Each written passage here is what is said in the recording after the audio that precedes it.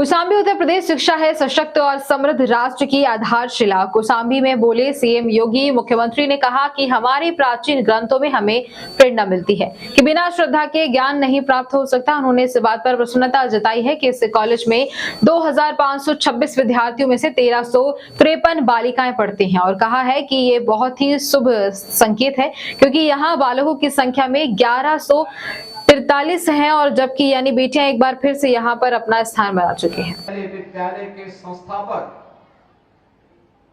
स्वर्गीय श्री देवेंद्र नाथ श्रीवास्तव जी को और उन्होंने अपने पूर्वजों के प्रति, पितृ परंपरा के प्रति श्रद्धा का भाव रखते हुए, कृतज्ञता का भाव रखते हुए जिस संस्था की स्थापना की, बाबू महेश्वरी प्रसाद जी को, दोनों की स्मृतियों को मैं नमन करते हुए विनम्र श्रद्धांजलि अर्पित करता हूं। भाइयों बहनों, हम सब जानते हैं इस बात को। आप रामचरितमानस पढ़ते होंगे, उसमें तुलसीदास जी ने भी एक बात कही। उससे पहले आप जितने भी धार्मिक ग्रंथों को पढ़ेंगे और भारत की परंपरा के बारे में जितनी भी जानकारी लेंगे, आपको एक बात की जानकारी जरूर होगी, वो हमें एक ही प्रेरणा देते हैं। श्रीमद् भगवत गीता हो, रामचरितमानस हो या अन्य जो भी ऐसे पैतृक, जो भी हमारी ऐसे पौराणिक परंपरा से जुड़े हुए स्थल हैं या ग्रंथ हैं, वे हमें एक बात की प्रेरणा देते हैं, श्रद्धावान लभते ज्ञानम। बिना श्रद्धा के ज्ञान नहीं प्राप्त हो सकता। श्रद्धा के लिए कृतज्ञता का भाव हमारे मन में होना चाहिए कि किसी महापुरुष ने अपने पूर्वजों की स्मृति को बनाए रखने के लिए इस विद्यालय की स्थापना की। और आज आप देख रहे होंगे, आज के समय में भागम भाड़ का जब समय है, लोग अपने स्वयं के व्यवस्था के लिए इधर उधर भाग रहे हैं, तब आज से 60 वर्ष पहले इस विद्यालय की स्थापना होती है और वर्तमान में मुझे देख करके बहुत प्रसन्नता हुई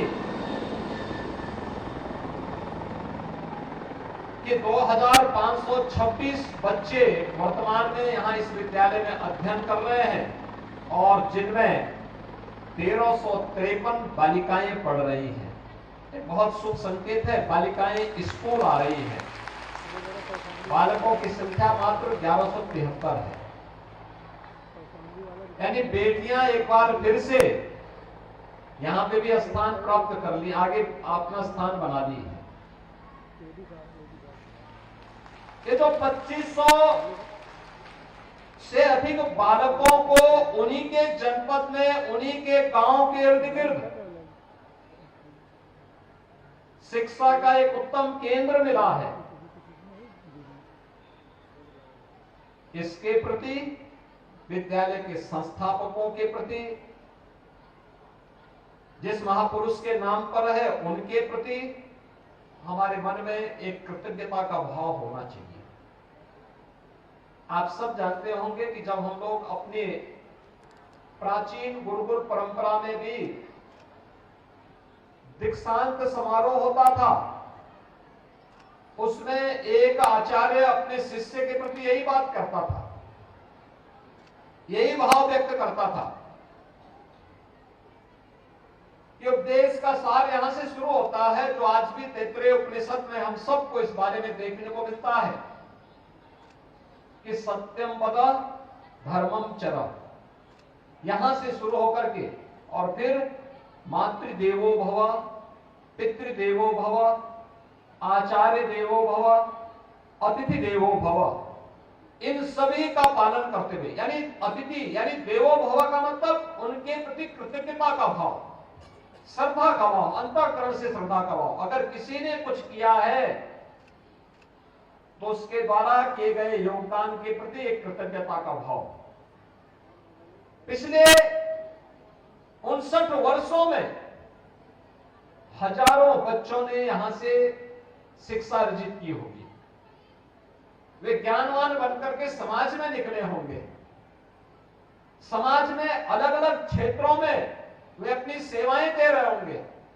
कोई समाज सेवा के क्षेत्र में होगा, कोई शिक्षा के क्षेत्र में होगा, कोई व्यापार के क्षेत्र में होगा, कोई जीवन के अलग अलग क्षेत्र में रह करके किसी न किसी प्रकार से समाज और राष्ट्र के निर्माण में अपना योगदान दे रहा होगा।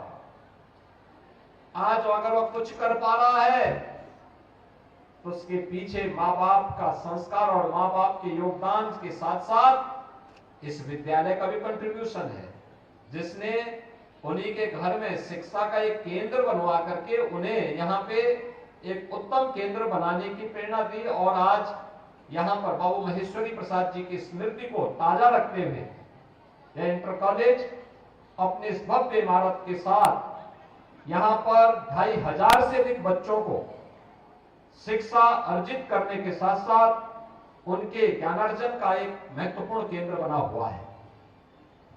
मैं इसके लिए वर्तमान प्रबंधन को,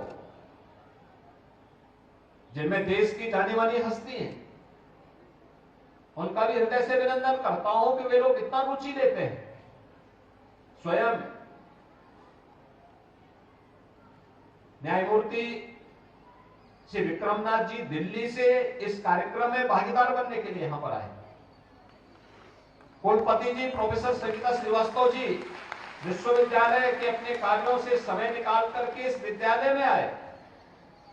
एक असामान्य सी बात है। ये विभूतियां अपने आप में लोगों के लिए प्रेरणा की केंद्र है।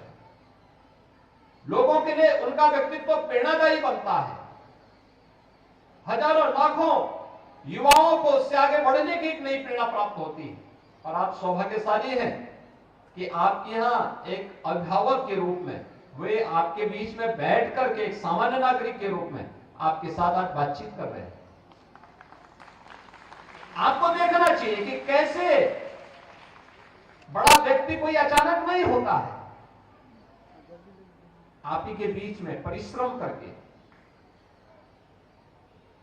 व्यक्ति पूरी लगन से, पूरी निष्ठा से जब व्यक्ति कार्य करता है तो बड़ी से बड़ी मंजिल प्राप्त कर सकता है, अवश्य प्राप्त कर सकता है।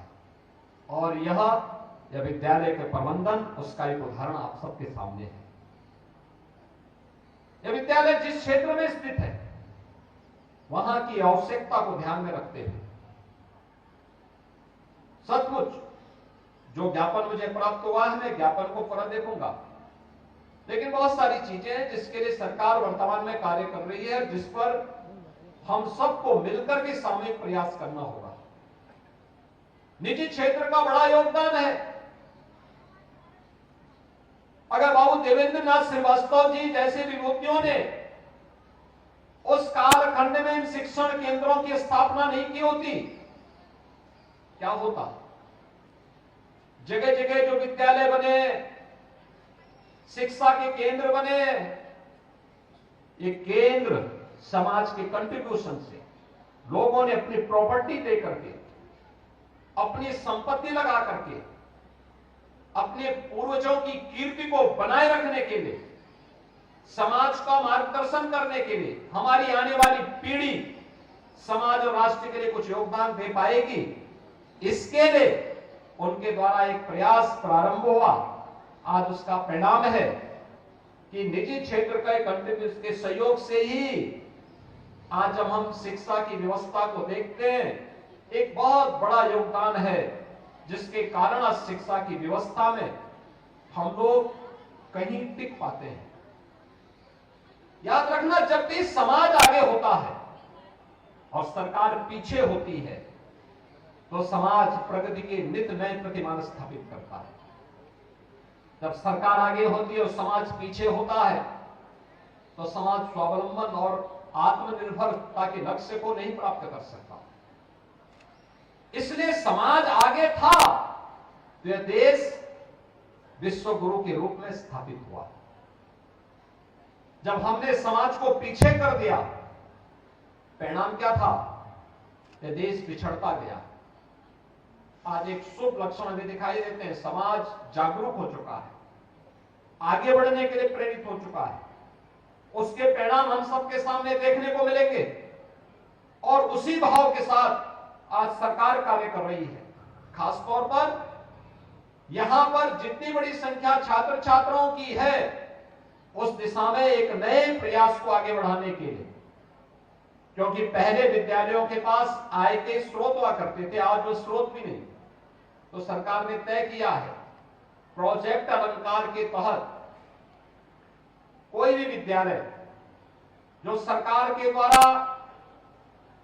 वित्त पोषित है या सरकारी विद्यालय है, उन सभी विद्यालयों के हमने एक व्यवस्था दी है। इस व्यवस्था के अंतर्गत भवन निर्माण के लिए सरकार उसमें सहयोग कर रही है, जिसमें हमारा कहना है कि आप 75% पैसा सरकार देगी, 75 से 90% पैसा सरकार दे रही है और 10 से 25% के बीच प्रबंधन को जन सेवकता CSR से लेकर के उसमें अपना कंट्रीब्यूशन देना है। भव्य भवन, अच्छे भवन बन सकते हैं। दूसरा, हमें आज कुछ नई चीजों को अपनाना पड़ेगा। याद रखना बच्चों, आप यहां पे अध्ययन कर रहे हैं, सामान्य पाठ्यक्रम के साथ साथ लाइब्रेरी जाने का अभ्यास जरूर करें, अखबारों को जरूर देखें, पुस्तकालयों में नई नई पुस्तकों को, जिससे आपका ज्ञानार्जन होगा, आपको आगे बढ़ने के लिए एक नई प्रेरणा प्राप्त होगी। सफलता